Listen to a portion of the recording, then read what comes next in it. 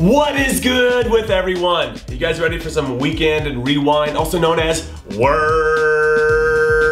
So first things first, you guys suck just as bad as I do at making predictions, but there were two that weren't edited, and I see you edited comments, can't get that past me. And these two, Luke and Carlos, are both going to get a Warmballer shirt of their choice and some stickers. So we're gonna reach out to both of you guys, and then for everyone else, we can try this again next week. Also, for as much shit as you guys give me for my poor predictions, at least I got the result right of Chelsea versus Arsenal. I said it was gonna be a draw, and it ended up being a draw. I just didn't get the goals right. Some of you guys weren't even close, like 4-0 Chelsea, or 3-1 to Arsenal, or you guys weren't even close. So, zip it! And speaking of the game itself, that was not an Arsenal team that I recognized. I'm used to seeing their players playing out of position or not really being interested in the game or being outworked by the other team, which seems to happen a great deal of the time, or having a leaky defense and being poor on set pieces, or seeing Alexis Sanchez pouting on the bench like this. He just doesn't want to be seen because he's so sad. It was actually the complete opposite. They had good energy, they seemed to be up for it, and the team was better without Alexis and Mesut Özil in it, which makes me think that maybe they should have sold those two while they had the chance. And staying in England, can we give it up to my favorite English club, Newcastle, for winning their third straight game, which puts them fourth in the table. Yes, fourth! Eat it, everybody else! We are going to be in the Champions League next season, and Red Cheek Rafa Benitez is going to miraculously help the club win it all, just like he did in Istanbul with Liverpool, which makes me wonder if Jersey Dudek is still available. Do you think he'd come out of retirement and play?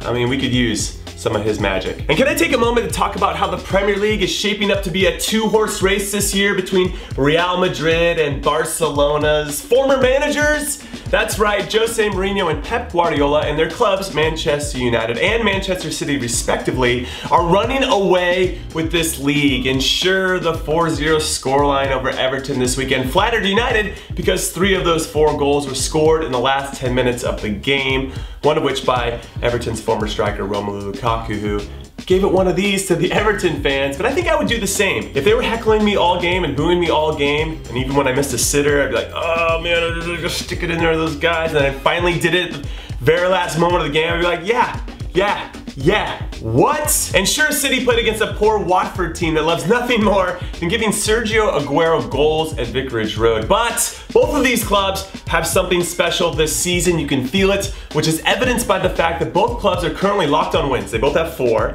and 1 draw and 0 losses, and they have the same amount of goals scored with 16 and conceded only 2, and of course, they both have 13 points, so they're only separated by an alphabetical arrangement, further proving my prediction right, that the league title is going to be decided by both of these teams. But now it's time to talk a little This Week in Neymar, who had a nice little through ball to Kylian Mbappe, which ended up counting as an own goal after Mbappe's shot hit the keeper and then hit the defender before going in. It's actually a pretty tidy finish by the defender. So I don't know if that's going to count as an official assist for Neymar or not, though we could argue that his pass set up the whole goal scoring sequence in PSG's 2-0 win over Lyon. So I think he earned his money this weekend. Also, did you see that Mbappe say that his 3 idols are Cristiano Ronaldo, Neymar, and Eden Hazard? I mean, come on, Mbappe. Come on, dude. Do you even know who your Lord and Savior is? It's Andrea Pirlo. So show the guy some respect. And staying in France, I just want to give a shout out to former Leicester City miracle worker Claudio Ranieri, who has led his new club Nantes to 6th in the table on the back of 4 straight clean sheets in their last 4 games, despite only scoring 3 goals in their 6 total games this season, proving that they are the current kings of 1-0 victories in Europe. Also, I like to say Nantes like I say Mainz.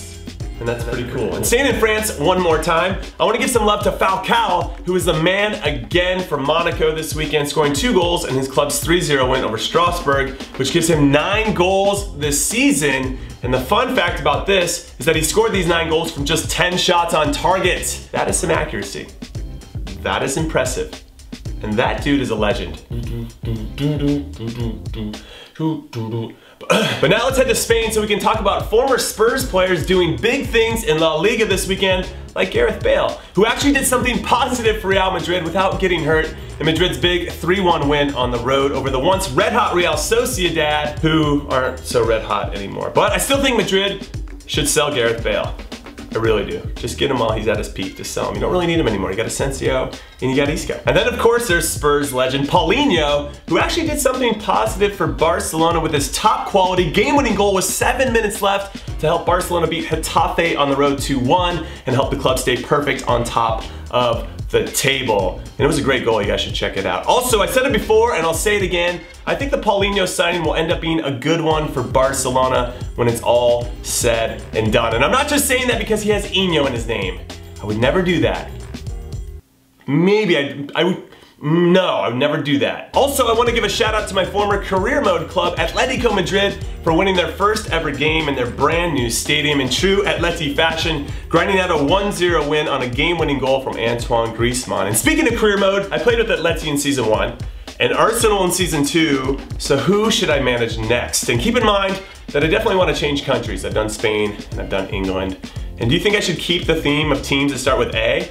Arsenal, Atleti, maybe it's AC Milan or Atalanta in Italy or Augsburg in Germany or Angers or Amiens, is that how you say it, in France, or Atlanta in MLS, or not.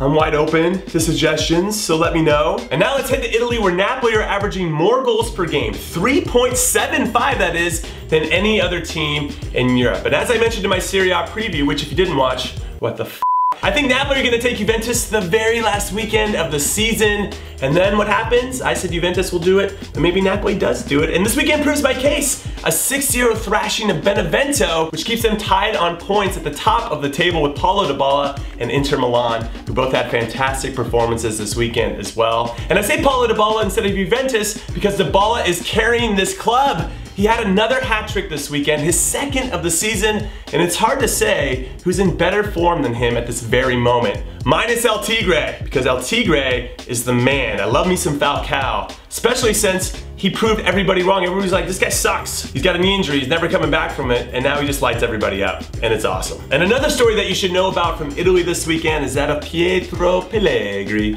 who at the tender age of 16 years and 184 days old, became the youngest player in Serie A history to score a brace in Genoa's unfortunate 3-2 loss at home to Lazio, because his second goal tied the game 2-2, but then they ended up giving up a late goal, which has to sting. Though, this is what I hear about Pellegrini. He has the makings of becoming a top player, so we're gonna have to keep our eye on him. And then in Germany, Borussia Dortmund bounced back from a midweek letdown at Spurs, and I feel like anytime you lose to Spurs, it's a bit of a letdown, with a 5-0 beat down against FC Köln, who were so bad they had to ask God what they had done wrong via their Twitter account. And with this result for Dortmund and with their stellar defense that has kept 4 clean sheets and who have yet to concede a league goal so far this season, they are currently tied in first with, no, not Super Bayern Munich, who actually smashed Mainz this weekend 4-0. That's right, poor Mainz. But no, Dortmund are tied with Hanover. That's right, recently promoted Hanover. I'm not making that up. They're really doing it, Harry. You guys remember that line from Dumb and Dumber? Have you guys even seen Dumb and Dumber? And if you haven't, what are you doing with your life? Also, just in case you were wondering if soccer will ever make it in America, over 70,000 people showed up in Atlanta to watch Atlanta United, the first-year team who are managed by former Argentina and Barcelona manager Tata Martino, play to a thrilling 3-3 draw against Orlando City, which is a record for the most people to ever watch one MLS game. That's pretty impressive. And another fun fact about this game, Atlanta's Joseph Martinez has scored hat tricks in back-to-back games. And he's only the 3rd player to do that in MLS history. Robbie Keane and Eddie Johnson are the other 2, which gives him 16 goals in only 11 games this season, which is 3 shy of David Villa, who's leading the Golden Boot standings as of right now. So just imagine if Joseph hadn't missed 3 months of the season due to injury. I mean, he'd be killing it right now. Killing it. I mean, he's still killing it despite that. But he'd just be even more killing it. He'd just be like killing it times 2. It's a lot of killing it, you know? It's a lot. And staying in MLS to talk more soccer, so I can trigger you guys by saying soccer, soccer, soccer, soccer. Who's got the soccer balls? I want to give a shout out to the Portland Timbers' most valuable player for the last few seasons, Diego Valeri, who just scored in his 8th consecutive game, which of course is an MLS record. I mean, who does that, especially as an attacking midfielder? That's just... So we'll see if that gives him an edge on being MVP of the whole league and not just his team this season. And I want to give a shout out to the 2 Canadian clubs in MLS not named the Impact of Montreal, because Montreal are sucking it up right now and probably need to make some serious changes.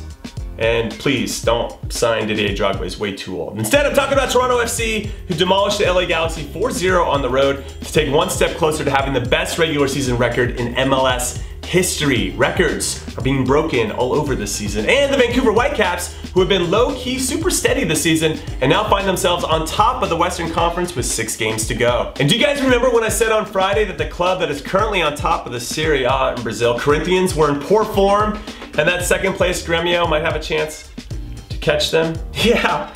So I was wrong about that because Corinthians won a tight 1-1-0, while Grêmio lost a tight 1-1-0, and now the gap at the top is 10 points, and I think that's just too big of a gap, but maybe I'll be wrong again. Then in Holland, also known as the Netherlands, also known as Dutch country, the big matchup was Eredivisie champions from 2 years ago, PSV Eindhoven, taking on last season's Eredivisie champions, Feyenoord, and it only took 2 minutes for PSV's Gaston Pereira to score the game winner in PSV's big 1-0 win, which means the top of the table looks like this. 8 teams separated by only 3 points. And did you hear about the biggest game in Mexico this weekend? Of course you did, por supuesto, because I talked to you about it on Friday. The second place Club America hit the road to take on third place by Tijuana Cholos Zolos, but they Chelsea Arsenaled us with an exciting draw, making that a verb, Chelsea Arsenal. Tijuana gave up a goal in the first half, then they missed a penalty, but then America got a red card, which was awesome for my Cholos Solos, and then Miller Bolaños, who was making his debut for the Cholos Solos, scored in the 67th minute to split the points, which was great, except for the fact that Liga MX is really tight at the top,